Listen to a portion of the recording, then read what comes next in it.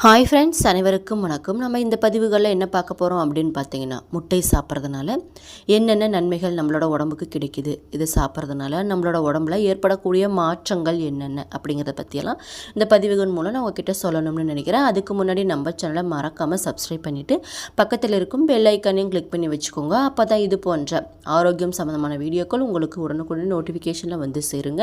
அது மட்டும் இல்லாமல் வீடியோவை ஸ்கிப் பண்ணாமல் முழுசாக பாருங்கள். அப்போ தான் நான் சொல்ல வர பயனுள்ள தகவல்கள் உங்களுக்கு புரியும். இப்போ வாங்க நம்ம வீடியோக்குள்ளே போகலாம். முட்டை சாப்பிட்றதுனால எண்ணற்ற நன்மைகள் நமக்கு கிடைக்குதுங்க. அது மட்டும் இல்லாமல் முட்டை தினமும் 1 அல்லது 2 முட்டை சாப்பிட்றதுனால ஆரோக்கியமானது அப்படின்னு சொல்கிறாங்க. இந்த மஞ்சள் கருவை அளவுக்கு அதிகமாக சாப்பிடக்கூடாதுங்க. அது பார்த்திங்கன்னா கொழுப்பை அதிகரிக்கக்கூடும். அப்படிங்கிறதுனால கொஞ்சம் கவனமாக சாப்பிட்றது நல்லது.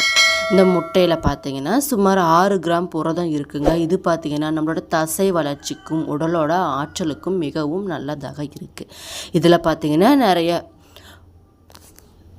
வைட்டமின்களும் தாதுக்களும் இருக்குங்க. குறிப்பாக சொல்லணும்னா முட்டையில் இருக்கக்கூடிய மஞ்சள் கருவில் வைட்டமின் டி, B12 மற்றும் பாஸ்பரஸ் இது மாதிரி சத்துக்கள்லாம் அதிகமாக இருக்குது. இது பார்த்திங்கன்னா நம்மளோட எலும்புகளையும் பற்களையும் பலப்படுத்துதாங்க. முட்டையில் இருக்கக்கூடிய லுடின் மற்றும் ஜியாக்சாந்தின் பார்த்திங்கன்னா இதை பார்த்திங்கன்னா ஆன்டி ஆக்சிடென்ட்டுங்கன்னு சொல்லுவாங்க. இது கண் புரை ஏற்படுவதை தடுக்குதாங்க. காலையில் உணவாக முட்டை சாப்பிடும்போது நீண்ட நேரம் வயிறு நிறைந்த உணர்வை தந்து நமக்கு உடல் எடையை குறைக்கவும் உதவுதாங்க. குறிப்பாக சொல்லணும்னா முட்டையில் இருக்கக்கூடிய மஞ்சள் கருவில் அதிகமாக கொழுப்பு இருக்குங்க. அதனால் தினமும் பல முட்டைகளை மஞ்சள் கருவுடன் சாப்பிட்றதுனால இதய நோய் ஆபத்து இருக்கும். அப்படிங்கிறதுனால கொஞ்சம் கவனமாக சாப்பிட்றது நல்லது. சிலருக்கு பார்த்திங்கன்னா முட்டை ஒவ்வாமை அல்லது செரிமான கோளாறை ஏற்படுத்தும். அப்படிங்கிறதுனால கவனமாக சாப்பிட்றது நல்லதுங்க. அதிகமாக எடுத்துக்க வேண்டாம்.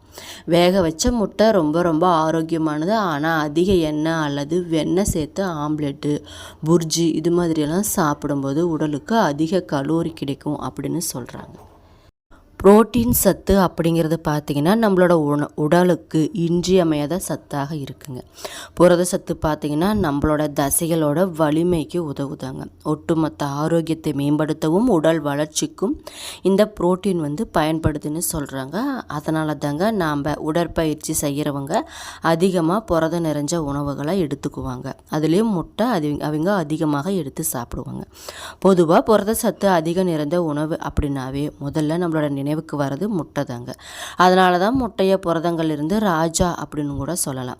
பொதுவாக மக்கள் பார்த்திங்கன்னா தங்களோட உடல் எடையை குறைக்க வேக வச்ச முட்டையை சாப்பிட்றாங்க. அப்படிங்கிறதுனால தாங்க அவங்களோட உடற்பயிற்சிக்கு கூட முட்டையை அதிகமாக எடுத்துப்பாங்க, வேக வச்ச முட்டையை. இந்த வேக வச்ச முட்டை சாப்பிட்றதுனால சில பக்க விளைவுகளும் வரலாம். அப்படிங்கிறதுனால டாக்டரோட ஆலோசனைப்படி சாப்பிட்றது ரொம்ப ரொம்ப நல்லது.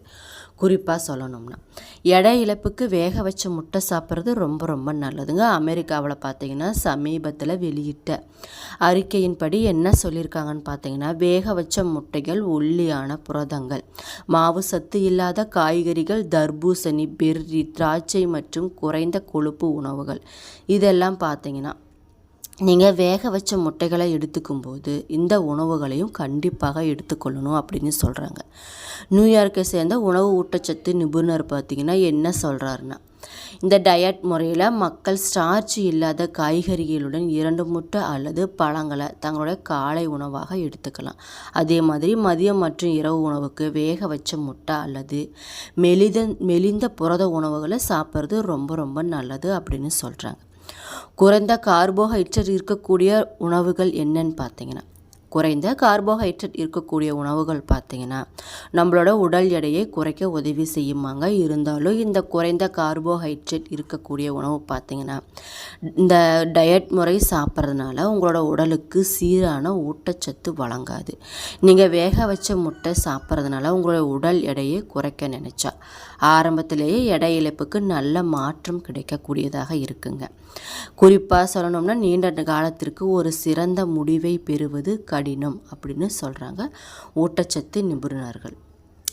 நியூயார்க்கை சேர்ந்த மற்றொரு நிபுணர் என்ன சொல்கிறான்னு பார்த்தீங்கன்னா முழு தானியங்கள் டயட் முறையானது அனைத்து பதப்பட்ட உணவுகளையும் மற்றும் உருளைக்கிழங்கு, சோளம், பட்டாணி மற்றும் பருப்பு வகைகள் போன்ற பிற காய்கறிகளையும் தவிர்க்க வைக்குது அப்படின்னு சொல்கிறாங்க. அதே மாதிரி வாழைப்பழங்கள், அன்னாச்சி பழம், மாம்பழம், உலர்ந்த பழங்கள் மற்றும் சர்க்கரை சேர்க்கப்பட்ட பானங்கள் இதழையும் தவிர்க்குதுன்னு சொல்கிறாங்க. குறிப்பாக சொல்லணும்னா வேக வச்ச முட்டை பார்த்திங்கன்னா டயட்டுன்னு சொல்கிறாங்க. அது மட்டும் இல்லாமல் தினசரி நம்ம சாப்பிட்லாமா அப்படின்னு கேட்டால் கொஞ்சம் சிக்கலான விஷயமாக தாங்க இருக்குது. இது பார்த்திங்கன்னா முட்டையில் ஆரோக்கியமான ஊட்டச்சத்துக்களும் கொலஸ்ட்ரால் மற்றும் நிறைவுற்ற கொழுப்புகளும் இருக்குங்க. இது பார்த்திங்கன்னா கெட்ட கொழுப்புகள் உங்களுடைய கல்லீரல் மற்றும் இதயத்திற்கு தீங்கு விளைவிக்கக்கூடியதாக இருக்கும். தினமும் முட்டை சாப்பிட்றவங்களுக்கு இருதய நோய் வருவதற்கு ஆபத்து கிட்டத்தட்ட 20% அதிகமாகவே இருக்குன்னு சொல்கிறாங்க. ஆனால் நீங்கள் வாரத்திற்கு 2 அல்லது 3 முட்டை சாப்பிட்றது ரொம்ப ரொம்ப நல்லது. உங்களுக்கு ஏற்கனவே கொலஸ்ட்ரால் பிரச்சனை இருந்தால் முட்டையோட மஞ்சக்கருவை சாப்பிட வேண்டாங்க, தவிர்த்துக்கோங்க. வேக வச்ச முட்டை பார்த்திங்கன்னா டயட் அப்படிங்கிறதுனால குறைந்த கலோரியை கொண்ட உணவாகவும் இருக்குங்க. இது பார்த்திங்கன்னா முழு தானியங்கள் மற்றும் பீன்ஸ் போன்ற நார்ச்சத்துக்கள் உணவுகளை தடை செய்யக்கூடியதாக இருக்குது. மாயோ கிளினிக்கின் படி 50 வயது மற்றும் அதற்கு மேற்பட்ட ஆண்களுக்கு குறைந்தது 38 கிராம் நார்ச்சத்துக்கள் மற்றும் பெண்களுக்கு குறைஞ்சது 25 கிராம் நார்ச்சத்துக்கள் உள்ள உணவுகளை சாப்பிட்றதுனால உடம்புக்கு மிக மிக நல்லது அப்படின்னு சொல்கிறாங்க. இந்த வேக வச்ச முட்டை பார்த்திங்கன்னா உங்களுடைய உடல் இழப்பில் ஆரம்பத்தில் நல்ல மாற்றத்தை கொடுத்தாலும் போக போக தீங்கு விளைவிக்கக்கூடியதாக இருக்குங்க. இந்த டயட் முறையானது பார்த்திங்கன்னா கர்ப்பிணி மற்றும் பாலூட்டும் பெண்களுக்கு சிறந்தது இல்லைங்க. எனவே உங்களோட உணவில் அளவோடும் முட்டையை சேர்த்து சாப்பிட்றது ரொம்ப ரொம்ப நல்லது. முட்டை பார்த்திங்கன்னா யாரெல்லாம் சாப்பிடக்கூடாது அப்படின்னு பார்த்திங்கன்னா முட்டையில் புரதச்சத்து அதிகமாக இருக்கிறதுனால இது சிறுநீரகத்து மீது அதிக அழுத்தத்தை ஏற்படுத்தி அதனோட செயல்பாட்டை பாதிக்குதாங்க. சிறுநீரக பிரச்சனை இருக்கவங்க முட்டையை கம்மியாக எடுத்துக்கலாம். முட்டை பார்த்திங்கன்னா அலர்ஜி அது மாதிரி இருக்கிறவங்க பார்த்திங்கன்னா முட்டையை கம்மியாகவே எடுத்துக்கோங்க. முட்டை சாப்பிட்டோட சருமத்தில் அரிப்பு, தடிப்பு, வாந்தி, மூச்சு திணறல் இது மாதிரியெல்லாம் ஒவ்வாமை பிரச்சனை இருக்கவங்க முட்டையை தவிர்ப்பது மிக மிக நல்லது. முட்டையோட மஞ்சக்கருவில் அதிக அளவு கொழுப்பு இருக்குதுங்க. இது பார்த்திங்கன்னா இதய நோய் மற்றும் அதிக கொலஸ்ட்ரால் உள்ளவர்கள் சாப்பிட வேண்டாம். மருத்துவரோட ஆலோசனைப்படி சாப்பிட்றது மிக மிக நல்லது. முட்டையில் இருக்கக்கூடிய சில புரதங்கள் பார்த்திங்கன்னா நம்மளோட கல்லீரலை பாதிக்கும் தன்மை அதிகமாக இருக்கிறதுனால அளவோட சாப்பிட்றது நல்லது. முட்டை பார்த்திங்கன்னா அலர்ஜி அப்படிங்கிறதுனால குழந்தைகளுக்கு மிகவும் பொதுவானதாங்க. குழந்தைகளுக்கு முட்டை கொடுப்பதற்கு முன்னாடி மருத்துவரோட ஆலோசனைப்படி கொடுக்கறது ரொம்ப ரொம்ப நல்லது.